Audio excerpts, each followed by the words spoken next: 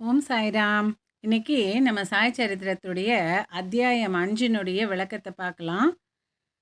இந்த அத்தியாயத்தில் நம்ம என்ன பார்க்க போறோம்னா, பாபாவுடைய உடையும் அன்றாட நிகழ்ச்சி நியதியும் இதை பார்க்கலாம்.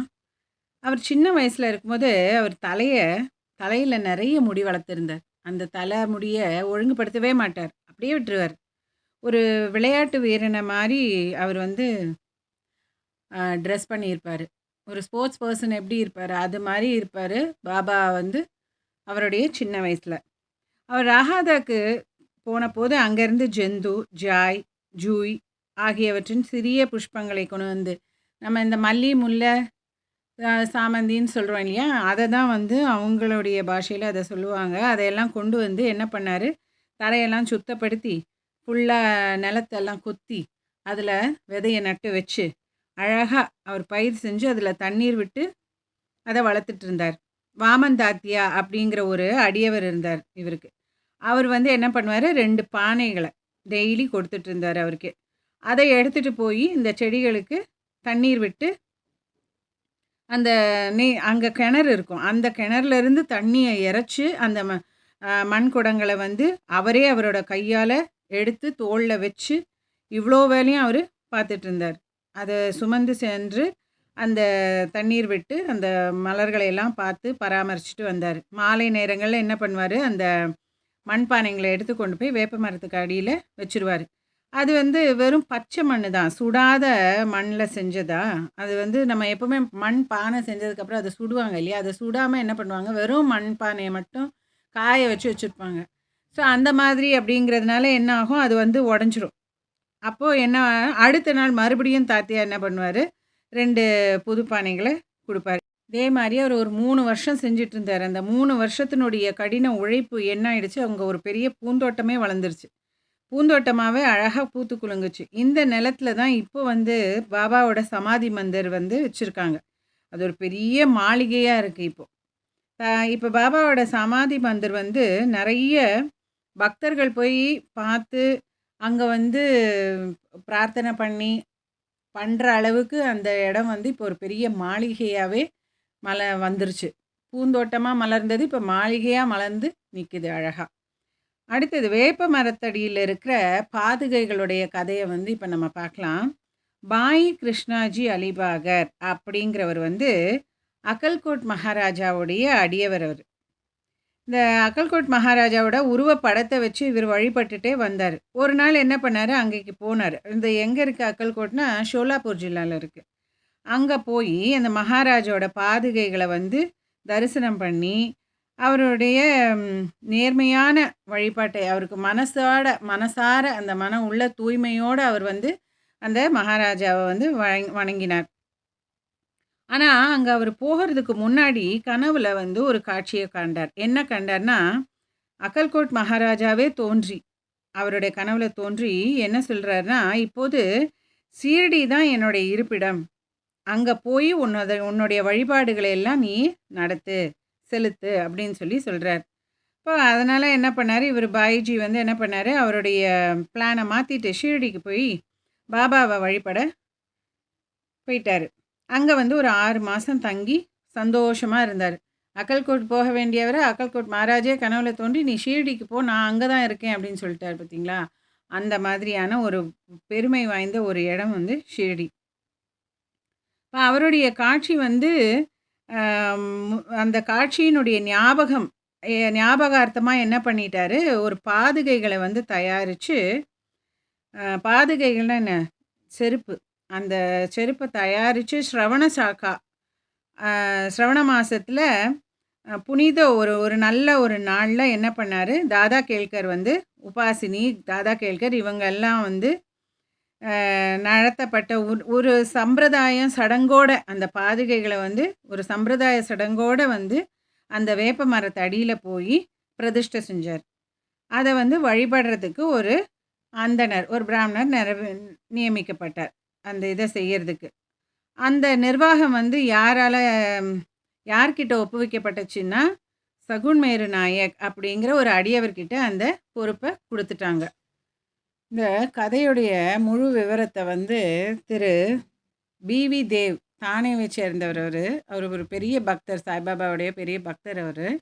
அவர் ஒரு ஓய்வு பெற்ற மம்லதாரா இருந்தாரு. அப்ப அவரு என்ன பண்றாரு, சகுன்மேரு நாயக்கிட்டயும், கோவிந்த் கமலாகர் தீக்ஷித் கிட்ட இருந்தும் இந்த விஷயங்கள எல்லாம் விசாரிச்சு, இந்த பாதுகைகளை பத்தின விஷயங்கள எல்லாத்தையுமே வந்து சாய் லீலாங்கிற பத்திரிகையில அவரு எழுதியிருக்காரு. 1834ஆம் வருஷம், அதாவது சக ஆண்டு 1912ன்னு வரும் நம்மளுடைய இங்கிலீஷ் வருஷத்துக்கு பார்க்கும்போது. பம்பாயைச் சேர்ந்த டாக்டர் ராமாராவ் கோத்தாரி அப்படிங்கிறவர் வந்து ஒரு தடவை ஷிர்டிக்கு பாபாவை தரிசிக்கிறதுக்காக வந்திருந்தார். இப்போ அவரோட கம்பவுண்டரும் அவரோட நண்பருமான பாயி கிருஷ்ணாஜி அலிபாக்கர் அப்படிங்கிறவரும் சேர்ந்து வந்தாங்க. இப்போ கம்பவுண்டரும் பாயியும் என்ன பண்ணாங்க, சகுன்மேரு நாயக் கிட்ட போய் கோவிந்த் கமலாகர் தீக்ஷித் அவர்கிட்டயும் போய் ரொம்ப, ஏன்னா அவங்க 2 பேரும் ரொம்ப நெருங்கிய நண்பர்கள். ஸோ அவங்க கிட்ட போய் இந்த கதையெல்லாம் வந்து அவங்க விசாரிக்கிறாங்க. சில விஷயங்கள பத்தி பேசிட்டே இருக்கும்போது, ஷிரடிக்கு சாய்பாபா முதல்ல எப்போ வந்தாரு? அப்புறம் அந்த வேப்ப மரத்து அடியில வந்து எப்போ அமர்ந்தாரு? இது எல்லாத்தையும் பத்தி அவங்க ஒரு டிஸ்கஷன் போய்க்கிட்டே இருந்துச்சு. இந்த இந்த பேச்சுவனுடைய இதனுடைய மெமரீஸ் நம்ம இப்போ எல்லாமே ஃபோட்டோல வந்து மெமரீஸ் கிரியேட் பண்ணுறோம் இல்லையா? அதே மாரி அவங்க என்ன பண்ணாங்க, இதுக்காக ஒரு ஞாபகார்த்தம் இருக்கணும் அப்படின்னு சொல்லி என்ன பண்ணாரு, பாதுகைகள வந்து நம்ம வந்து இங்க பிரதிஷ்டை பண்ணிடலாம் வேப்ப மரத்தில. வேப்ப மரத்துக்கு அடியில பாதுகளை பிரதிஷ்டை பண்ணிக்கலாம் பாதுகைகளன்னு அவங்க முடிவு பண்ணாங்க. அப்ப சாதாரண கல்ல வந்து செய்யலாம் அப்படின்னு நெனச்சபோது, பாயிஜியுடைய நண்பர் இருக்கார் இல்லையா, அந்த கம்பவுண்டர், அவர் வந்து என்ன பண்றாரு, தன்னுடைய எஜமானர் யாரு அவரு டாக்டர் ராமாராவ் கோத்தாரி, இவர்கிட்ட வந்து போய் இத சொன்னா, அவர் ரொம்ப அழகான சூப்பரான ஒரு பாதுகைய வந்து அவர் தயாரிச்சு குடுப்பாரு அப்படின்னு சொல்லி சொன்னார். ஸோ கல்லுல நீங்க பண்ண வேணாம். அவர்கிட்ட சொன்னா, அவரு கோத்தாரி கிட்ட சொன்னா, அவர் சூப்பரா ஒரு பாதுகைய செஞ்சு குடுப்பாரு அப்படின்னு சொல்லி சொல்றாரு இந்த கம்பவுண்டர்.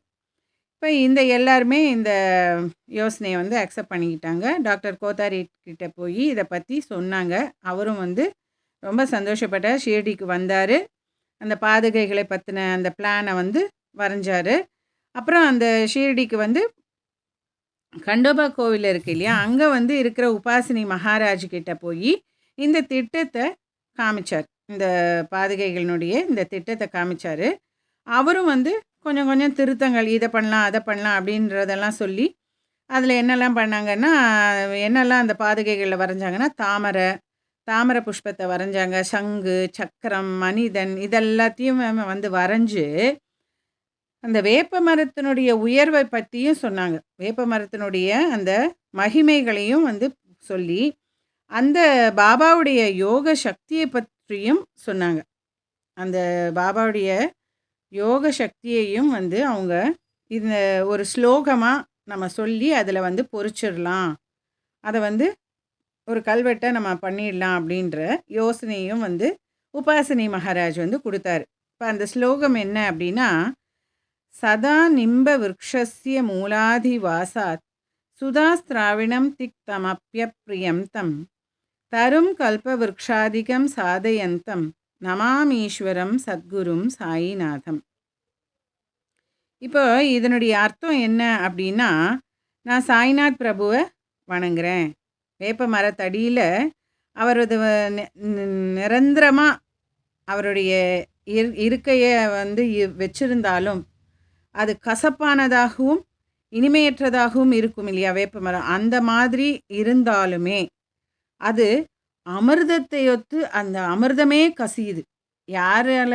பாபாவால. பாபா அங்க போய் அமர்ந்த உடனேயே அந்த வேப்ப மரமே இனிமையாக மாறுகிறது அப்படிங்கிறது தான் அந்த ஸ்லோகத்துடைய அர்த்தம். அந்த அந்த அமிர்தம் வந்து எப்படின்னா, எல்லாற்றையுமே குணப்படுத்தும் தன்மை வாய்ந்தது.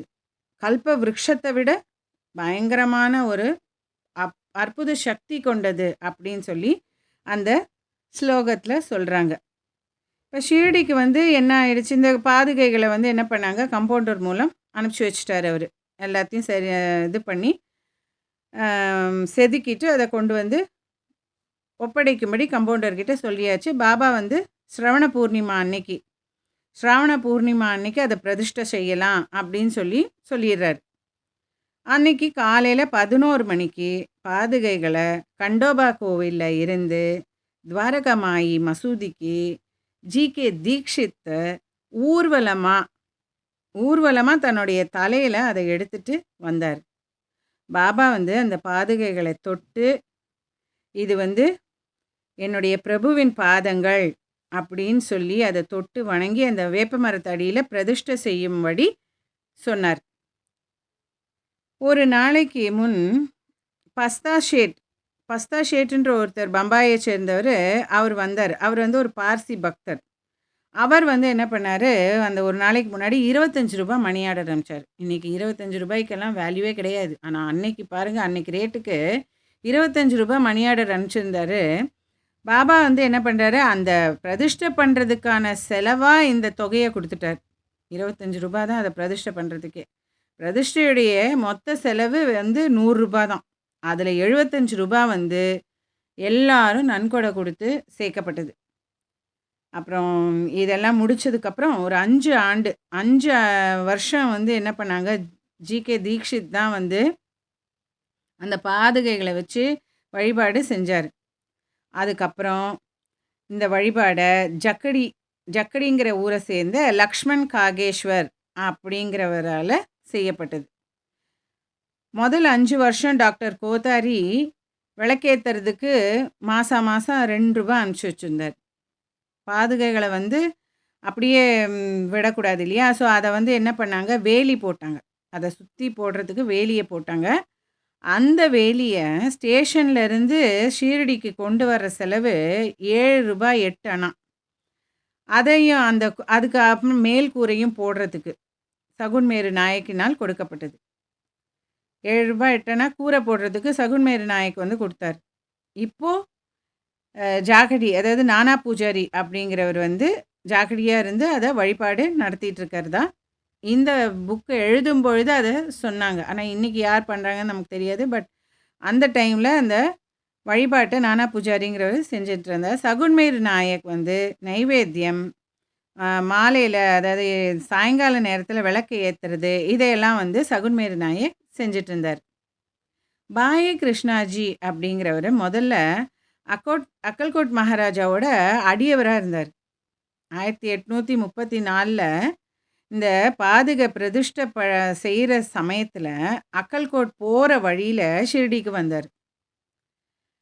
அப்போது பாபாவுடைய தரிசனத்தை பார்த்ததுக்கப்புறம் அக்கல்கோட்டுக்கு நம்ம போகலாம் அப்படின்னு சொல்லி வந்து பாபாவுடைய அனுமதியையும் கேட்குறாரு.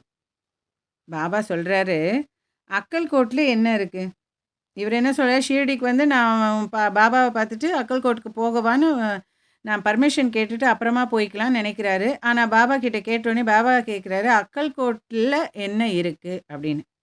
இதை கேட்டு பாய் வந்து என்ன சொல்கிறாரு, அக்கல்கோட்டுக்கு போகலை. அவர் என்ன சொல்கிறாரு, ஏன் இவர் பாபா இப்படி சொல்கிறாரு, யோசிப்பாங்க இல்லையா, நான் போகக்கூடாதுன்னு அவர் சொன்னால் போகக்கூடாது. சரி, அப்படி யோசிச்சுட்டு என்ன பண்ணார், போகலை. பாதுகைகளுடைய பிரதிஷ்டை பண்ணதுக்கப்புறம் அவர் ஷீரடிக்கு தான் அடிக்கடி வந்தார், அங்கே அக்கல்கோட் போகலை. ஹேமட் பந்துக்கு வந்து இந்த விவரம் எல்லாம் தெரியாது அப்படின்ட்டு பிவி தேவ் வந்து இதை முடிக்கிறார். ஹேமட் பந்த் தானே இவருடைய சுயசரிதம் எழுதுகிறாரு, சச்சரிதம் எழுதுகிறாரு. அவருக்கு வந்து இந்த விவரம்லாம் தெரியாதுன்ட்டு பிவி தேவ் வந்து இதை சொல்லி முடிக்கிறார். அப்படியே அவருக்கு தெரிஞ்சிருந்தா அவருடைய சச்சரிதத்தில் இதை சேர்க்கறதுக்கு மறந்துருக்க மாட்டார் அப்படின்னு சொல்கிறார். ஸோ ஹேமட் பந்துக்கு இது தெரியாது, இந்த விவரங்கள்லாம் பிவி தேவ் தான் இதை சொல்கிறார். இப்போது நம்ம மொஹிதீன் தம்போலியுடைய மல்யுத்த பயிற்சியும் அவருடைய வாழ்க்கையில் நடந்த மாற்றத்தையும் பற்றி அடுத்த அத்தியாயத்தில் அடுத்த பகுதியில் நம்ம தொடரலாம். ஸ்ரீ சாயியை பணிக. அனைவருக்கும் சாந்தி நிலவட்டும். ஓம் சாய்ராம், ஜெய் சாய்ராம், ஜெய் ஜெய் சாய்ராம்.